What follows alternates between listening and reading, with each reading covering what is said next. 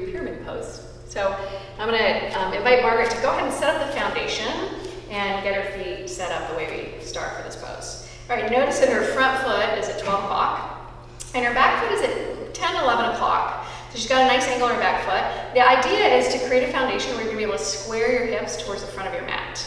All right, if you're flexible, you can probably do this with heel to heel alignment. So almost on a tightrope, but not quite. If you're less flexible, it's a good idea to take your feet wider laterally. So one way to do that is just scoot your front foot over towards the side edge of the mat. All right, I'm gonna have her bring her hands under her hip before we even start and draw her front hip back and her back hip forward until she really feels like she's squared up.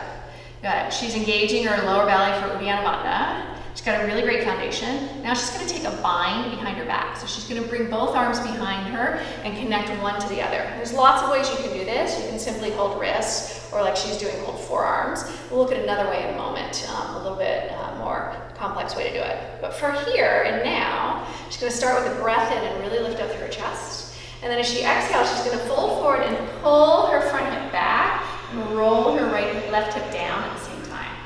Good, she's maintaining this strong foundation back here. Sometimes this back foot wants to lift up. If that starts to happen, I would say shorten your stance a little bit. All right, so you can be grounded through both feet. All right, the other thing that can happen in this pose is this hip often wants to roll open, kind of wad up on the opposite side of the body. Instead, what we want to do is pull the front hip back and roll the back hip down. All right, her pelvis is nice and level here. She's got a beautiful long line from her tailbone all the way through the crown of her head. You can see her neck is nice and neutral. Her head's not just hanging down like a dead weight, and she's not looking up and cranking her neck either. All right, her legs are still doing a lot of hard work. She pulls back with her right hip. She should really feel a good stretch on the outer seam of her right leg. That's her IT band, which can get really tight from running and walking. All right, from here, I'm gonna invite her to press into her feet and come on back up to standing. Yeah, hard work. Okay, let's look at the Anjali Mudra bind behind her back. So I'm gonna invite her to just come out of the pose and turn so you can see her back. Take your arms out wide in a big wingspan.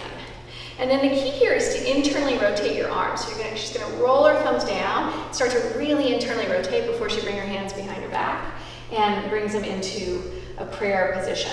So her palms come towards each other and her fingers point up to the back of her head. All right, so this way you can really get this integration across the back of your shoulders and keep your collarbones nice and open instead of rounding forward in the pose. All right, so why don't we turn around and let's say goodbye to the folks that joined us. Thanks.